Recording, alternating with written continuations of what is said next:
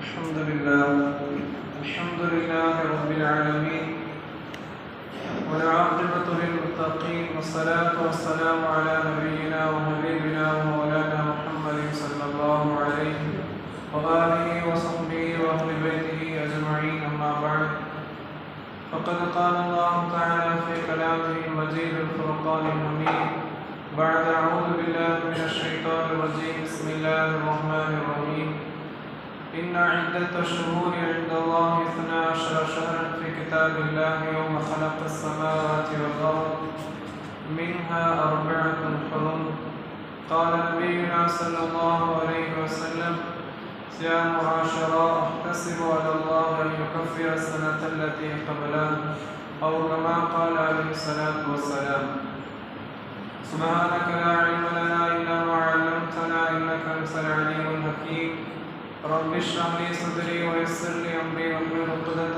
من لساني يفقهوا قولي مولاي صل وسلم دائما أبدا على حبيبك خير الخلق كلهم எல்லா புகழும் புகழ்ச்சியும் உலகை படைத்து நிர்வகிக்கக்கூடிய ஆட்சி அதிகாரம் செய்யக்கூடிய அல்லாஹ் ரப்பல் இஸ்ஸத் அவன் ஒருவனுக்கே உரித்தாகுக. அவனுடைய மேலான சலாமும் சலாமும் நம் உயிரினும் மேலான கண்மணி நாயகம் ரஹ்மத்துல் லில் ஆலமீன் ஸல்லல்லாஹு அலைஹி வஸல்லம் அவர்கள் மீதும் அவர்களின் குடும்பத்தார்கள் சஹாபாக்கள் தாபிஈன்கள் தபஅத்தாபிஈன்கள் நம் அனைவரின் மீதும் அல்லாஹ்வின் நல்லருள் என்றென்றும் நீடித்து நிலவட்டுமாக. ஆமீன். அஸ்ஸலாமு அலைக்கும் வரஹ்மத்துல்லாஹி தஆலா வபரகாத்துஹு. சங்கையான அல்லாஹ் நல்லடியார்களே, அல்லாஹ் ஜல்ல ஷானஹு தஆலாவினுடைய பேரருளால் ஹிஜ்ரி 1445 நிறைவு செய்து 1446 ஹிஜ்ரியில் நாம் நுழைந்திருக்கிறோம்.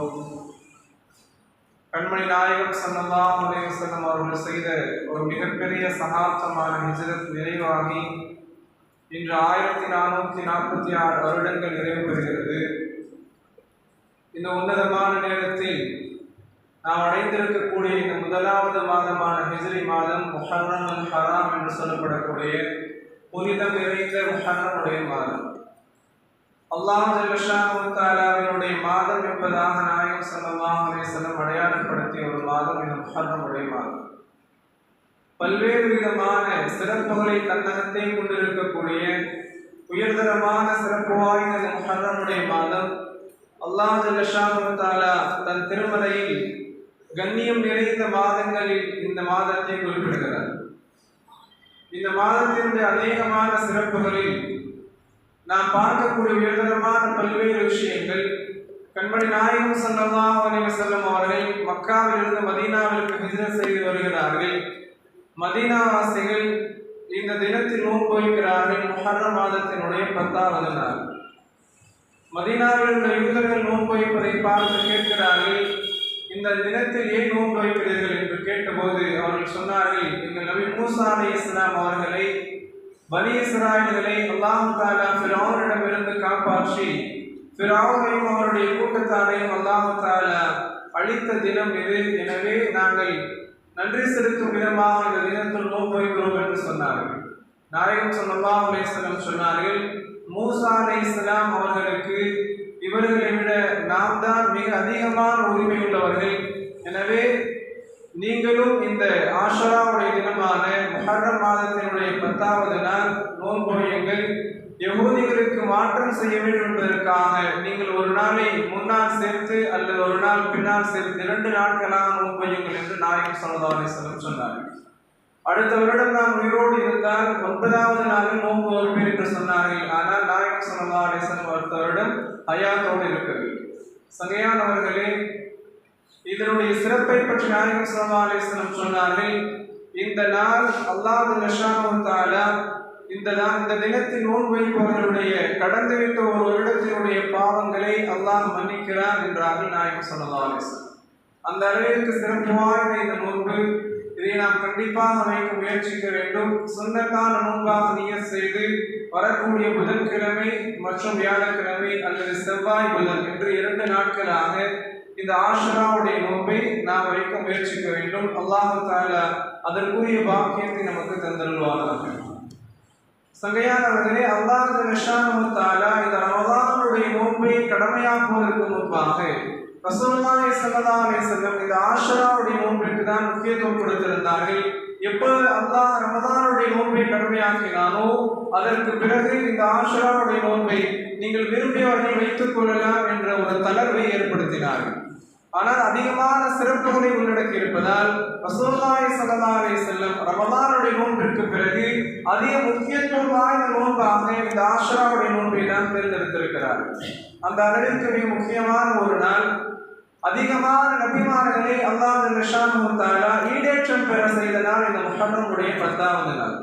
மூசா அலைஹிஸ்ஸலாத்தினுடைய நிகழ்வு மட்டுமல்லாமல் அநேகமான நபிமார்கள், நபி ஆதம் அலைஹிஸ்ஸலாமினுடைய பாவ மன்னிப்பை ஏற்றுக்கொண்ட தினம், நூஹ் அலைஹிஸ்ஸலாமுடைய கப்பல் கரை ஒதுங்கிய தினம், யூனுஸ் அலைஹிஸ்ஸலாம் மீன் வயிற்றிலிருந்து காப்பாற்றப்பட்ட தினம், அய்யூப் அலைஹிஸ்ஸலாம் அவர்களுக்கு அல்லாஹ் கொடுத்த ஒரு மிக கொடூரமான நோயிலிருந்து அல்லாஹ் அவர்களுக்கு ஆரோக்கியம் தந்த தினம், யாக்கூப் அலைஹிஸ்ஸலாம் அவர்களுக்கு பல வருடங்களாக தொலைந்திருந்த நபி யூசுப் அலைஹிஸ்ஸலாம் அவர்களை அல்லாஹ் மீண்டும் கொடுத்த தினம், இவ்வாறாக பல்வேறு வரலாற்று நிகழ்வுகளை பல நபிமார்களினுடைய சரித்திரங்களில் அவர்கள் உயர்வு பெற்ற தினமாக இந்த முஹர்ரமுல் ஹராமுடைய 10வது நாளை எல்லாம் தேர்ந்தெடுத்திருக்கிறார். ஆனால் அதே சமயம் ஒரு துக்கமான நிகழ்வையும் அல்லாஹ் தஆலா இந்த நாளில் ஏற்படுத்தி இருக்கிறார். மனிதர்கள் எந்த ஒரு நாளையும் துக்கமான நாளாகவோ சந்தோஷத்திற்குரிய நாளாகவோ தேர்ந்தெடுக்க கூடாது. 2 நாட்களை தவிர ஈதுல் ஃபித்ர், ஈதுல் அத்ஹா, இந்த 2 தினங்கள் தான் மனிதர்களுக்கு சந்தோஷம் கொண்டாடக்கூடிய தினங்கள். மற்ற தினங்களில் எதையும் அவர்கள் கொண்டாடுவதற்கோ துக்கம் அனுசரிப்பதற்கோ கூடாது என்பதை அல்லாஹ் உணர்த்துகிறார். அதனால்தான் இந்த முஹர்ரமுல் ஹராமுடைய இந்த 10வது தினத்தில் கண்மணி நாயகம் ஸல்லல்லாஹு அலைஹி வஸல்லம் அவர்கள் நேசித்த உயர்தரமான அவர்களுடைய குடும்பத்தை சார்ந்த பேரர், அருமை பேரர் இமாம் ஹுசைன் ரலியல்லாஹு அன்ஹு அவர்கள் கர்பலாவில் கொடூரமாக ஷஹீதாக்கப்பட்ட தினம் இந்த முஹர்ரம் மாதத்தினுடைய 10வது நாள் என்பதையும் இந்த நேரத்தில் நாம் நினைவுபடுத்த வேண்டிய மிக உயர்தரமான கட்டத்தில் இருக்கிறோம்.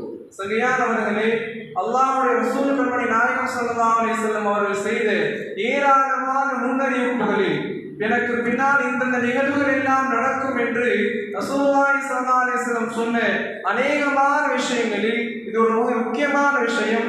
என்னுடைய 2 பேரப்பிள்ளைகளும் அல்லாஹ்வுடைய பாதையில் ஷஹீதாக்கப்படுவார்கள் என்று முன்னறிவிப்பு செய்தார்கள்.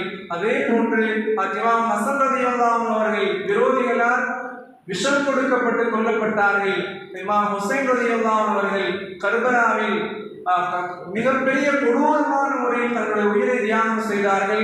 அவருடைய உடலை விட்டு அவருடைய தலை தனியாக துண்டாக வெட்டி எடுக்கப்பட்டு ஈட்டி முனையினால் அவருடைய தலை கொண்டு செல்லப்பட்டது. அவருடைய உடலை அல்லாஹ் ஜல்லஷானஹு தஆலா காற்றுக்கு கட்டளையிட்டு மண்ணை கொண்டு அல்லாஹ் தஆலா அவர்கள் கஃபனை ஏற்படுத்தினார்.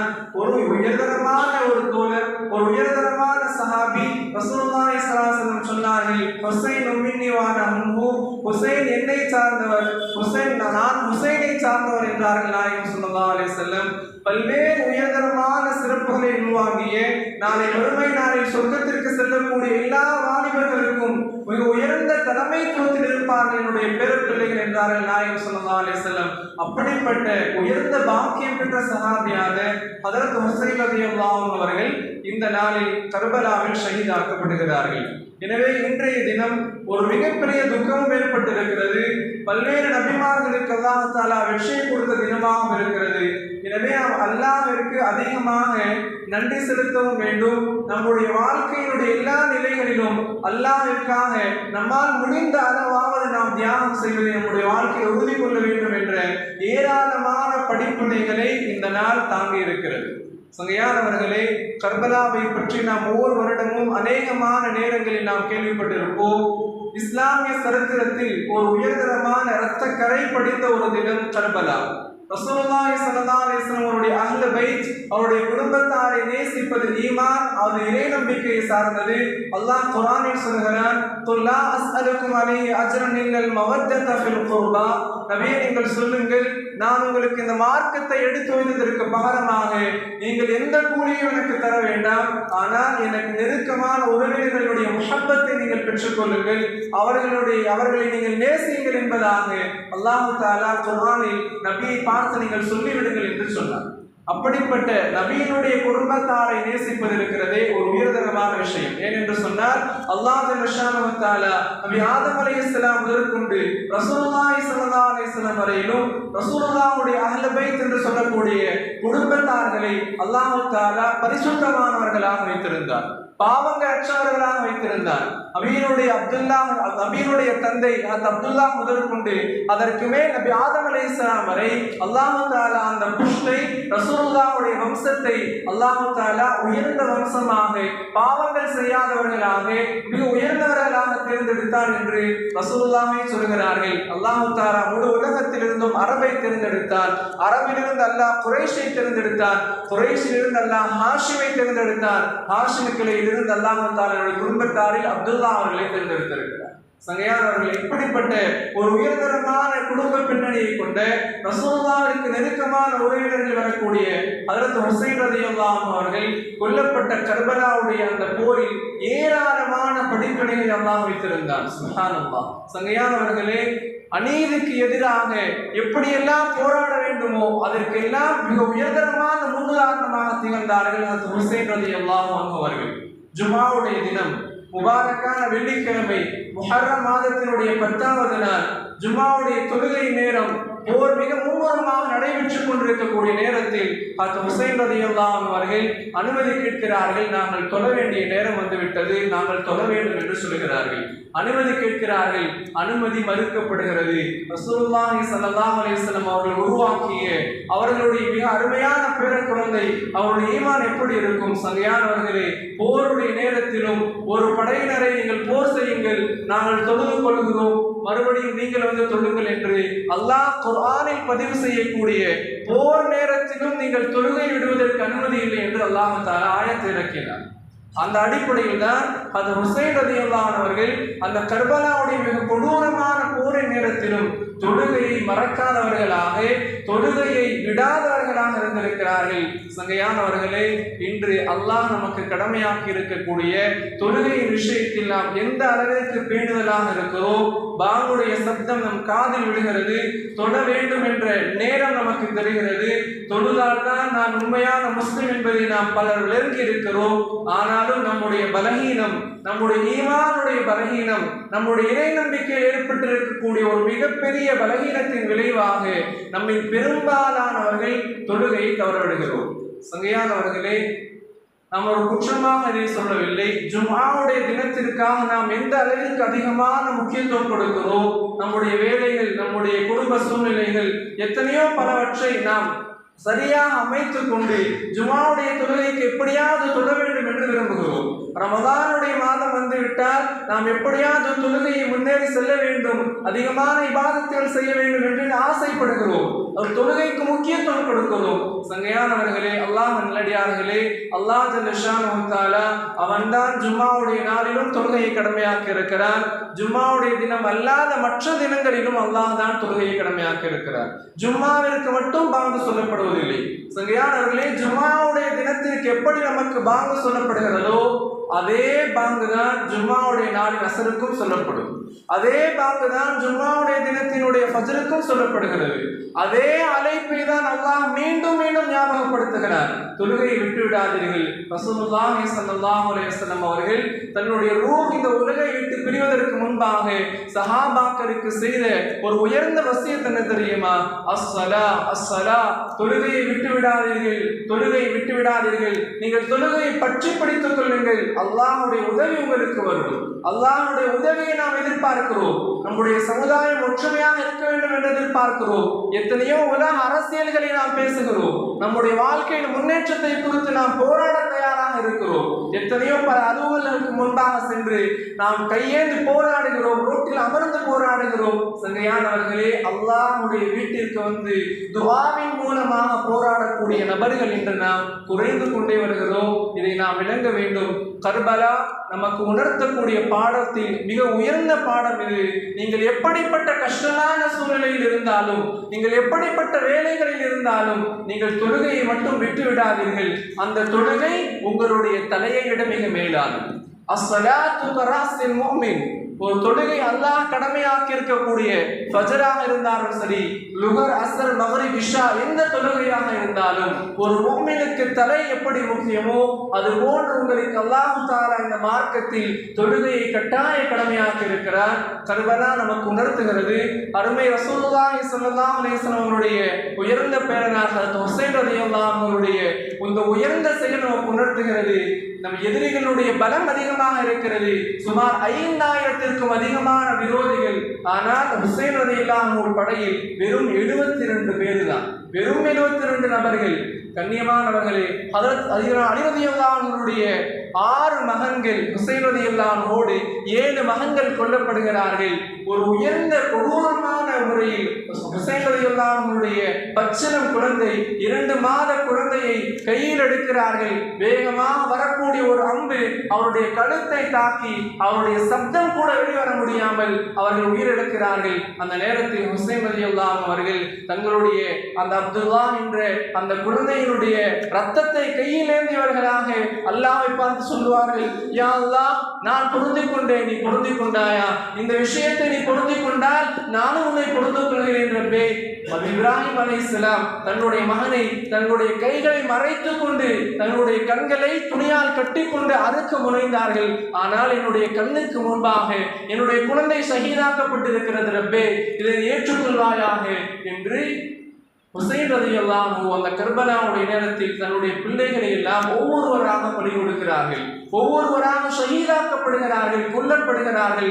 ஈவு இரக்கம் இல்லாமல் கொல்லப்படுகிறார்கள். அவர்களுக்கு 3 நாட்கள் தண்ணீர் கொடுக்க மறுக்கிறார்கள். பசியும் தாகத்தோடும் போராடக்கூடிய அந்த ஈமானுடைய பலத்தை நாம் சிந்திக்க வேண்டும் சகோதரர்களே. இமாம் ஹுசைன் ரலியல்லாஹு அன்ஹு அவர்கள் தங்களுடைய ஷஹாதத்திற்கு முன்பாக முன்னாடி நாள், அதற்கு முந்தைய நாள் மாலை நேரத்தில் தன்னுடைய கூடாரத்திற்கு வெளியே அமர்ந்து சிறிது நேரத்தினுடைய தூக்கத்திற்கு பிறகு சிரிக்கிறார்கள். சகோதரி ஸைனப் ரலியல்லாஹு அன்ஹா கேட்கிறார்கள், எனது அருமை சகோதரரே, இந்த நேரத்தில் எப்படி உங்களால் சிரிக்க முடிகிறது? சொன்னார்கள் ஹுசைன் ரலியல்லாஹு அன்ஹு, இப்பொழுதுதான் கனவில் நம்முடைய பாட்டனார் ரசூலுல்லாஹி ஸல்லல்லாஹு அலைஹி வஸல்லம் நான் பார்த்தேன். ஹுசைனே, நீங்கள் கவலைப்படாதீர்கள், உங்களை அழைத்து செல்வதற்காக நான் வந்துவிட்டேன் என்றார்கள். இதை கேட்ட நான் சிரித்தேன் என்றார்கள் ஹுசைன் ரலியல்லாஹு அன்ஹு. சங்கையானவர்களே, நம்முடைய வாழ்க்கையினுடைய ஒரு உயர்ந்த லட்சியம் என்னவாக இருக்க வேண்டும் தெரியுமா? அல்லாஹ் நம்மை பொருந்திக் கொள்ள வேண்டும். இந்த உலகை விட்டு நம்முடைய உடல் பிரிவதற்கு முன்பாக, நம்முடைய உடலை விட்டு ரூஹ் பிரிவதற்கு முன்பாக அல்லாஹ் நம்மை பொருந்திக் கொள்வதுதான் நம்முடைய வாழ்க்கையினுடைய உயர்ந்த லட்சியமாக இருக்க வேண்டும். அதை தான் கர்பலா நமக்கு உணர்த்துகிறது. அதை தான் ஹுசைன் ரலியல்லாஹு அன்ஹு உயர்தரமான அந்த ஷஹாதத் நமக்கு உணர்த்துகிறது. இந்த உலகை அவர்கள் நேசிக்கவில்லை, இந்த உலகை விட்டு பிரிவதை அவர்கள் பயப்படவில்லை. ஷஹாதத்தை சிரித்தவர்களாக எதிர்கொண்டார்கள். வீர மரணத்தை ஏற்றுக்கொண்டார்கள் சந்தோஷமாக. ஏனென்று சொன்னால் இந்த மரணத்திற்கு பிறகு அவர்கள் சென்று சேரக்கூடிய இடம் சொர்க்கமாக இருக்கும். இந்த உலகத்தில் இருக்கக்கூடிய இன்பங்களை விட உயர்ந்த இன்பத்தை அவர்கள் அனுபவிக்க தயாராக இருக்கிறார்கள். இந்த உலகத்தில் நாம் பார்க்கக்கூடிய எதுவுமே இன்பம் கிடையாது. இந்த உலகத்தில் நாம் பார்க்கக்கூடிய எதுவுமே துன்பம் கிடையாது.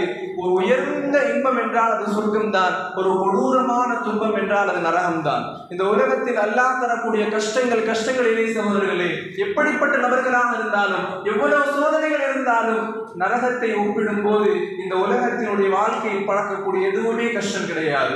அதே போல இந்த உலகத்தில் நாம் பார்க்கக்கூடிய எவ்வளவு உயர்தரமான இன்பமாக இருந்தாலும் சொர்க்கத்தோடு ஒப்பிடும் பொழுது இது ஒரு இன்பமே கிடையாது, இது ஒரு வாழ்க்கையே இல்லை என்பதை நாளை மறுமை நாளில் ஒவ்வொரு மனிதர்களும் உணர்வார்கள். இந்த வாழ்க்கைக்காக தான் நான் கஷ்டப்பட்டேனா, இப்படிப்பட்ட வாழ்க்கையை தான் நான் என்னுடைய ரப்பை மறந்து வாழ்ந்தேனா என்று ஒவ்வொரு மனிதர்களும் நாளை மறுமை நாளில் நரகத்திற்குரியவர்களாக ஆக்கப்படும் பொழுது அவருடைய கை சேதம் இப்படி இருக்கும் என்பதை நாம் உணர்ந்து கொள்ள வேண்டும். கண்ணியமானவர்களே, அல்லாஹ் ஜல்லஷானஹு தஆலா இப்படிப்பட்ட உயர்ந்த ஒரு தினத்தை அல்லாஹ் தேர்ந்தெடுத்தால் இதை நாம் உணர்ந்து கொள்வதற்காக வேண்டி இந்த படிப்பினைகளை நாம் அதிகம் நினைவு கூற வேண்டும். அல்லாஹ் ரப்புல் இஸ்ஸத் இந்த உலக வாழ்க்கையில் நம் மீது கடமையாக்கி இருக்கக்கூடிய உயர்தரமான கடமையான மிக முக்கியமான கடமையான தொழுகையை ஜும்மாவில் மட்டுமல்லாமல் வெள்ளிக்கிழமைக்காக வேண்டி மட்டுமல்லாமல், நாம் எல்லாம் வெள்ளிக்கிழமை மட்டும் முஸ்லிம்கள் இல்லை, ஜும்மாவில் மட்டும் நாம் முஸ்லிம்கள் இல்லை, ஜும்மாவிற்கு வந்துவிட்டதால் மட்டும் நாம் உண்மையான முஸ்லிம்கள் என்று நாம் அடையாளப்படுத்திக் கொள்ள முடியாது. மாறாக எல்லா நாட்களிலும் எல்லா நேரங்களிலும் நேரங்களிலும் ஒரு மனிதர் தொழுவதை கொண்டுதான் அவர் உண்மையான முஸ்லிம் என்பதை நாயகம் ஸல்லல்லாஹு அலைஹி வஸல்லம் அவர்கள் உணர்த்தி சென்றிருக்கிறார்கள், கவலைப்பட்டு சென்றிருக்கிறார்கள். சங்கையானவர்களே, அந்த மேலான கவலை, அந்த உன்னதமான நபியினுடைய உயர்ந்த சமுதாயம் என்று சொல்லக்கூடிய நாம் இன்று எத்தனையோ பல நேரங்களில் சிறிய சிறிய காரணங்களுக்காக தொழுகையை வீணடித்து விடுகிறோம். அல்லாஹ் நம்மை பாதுகாப்பானாக. இந்த கர்பலாவுடைய இந்த தினத்தினுடைய நினைவாகவும் முஹர்ரம் மாதத்தினுடைய உயர்தரமான இந்த நினைவலைகளின் மூலமாக வரக்கூடிய காலங்களில் எந்த ஒரு காரணத்திற்காகவும் ரப்பே தொழுகையை விடாமல் தொழக்கூடியவனாக என்னை ஆக்குவாயாக. பரிபூர்ணமான முறையில் நீ விரும்பக்கூடிய விதத்தில் உன்னை வணங்கும் பாக்கியத்தை தருவாயாக என்ற துஆவோடு நாம் இந்த நாளை துவங்குவோம். வரக்கூடிய ஆஷராவுடைய அந்த தினத்திலும் அதற்கு முன்னாலோ அல்லது பின்னாலோ ஒரு நோன்பையும் நாம் சேர்த்து வைத்து இந்த ஆஷராவுடைய பரிபூர்ணமான நன்மைகளை அடைந்து கொள்ளும் பாக்கியத்தை வல்ல ரஹ்மான் நம் அனைவருக்கும் நசீபாக்குவானாக.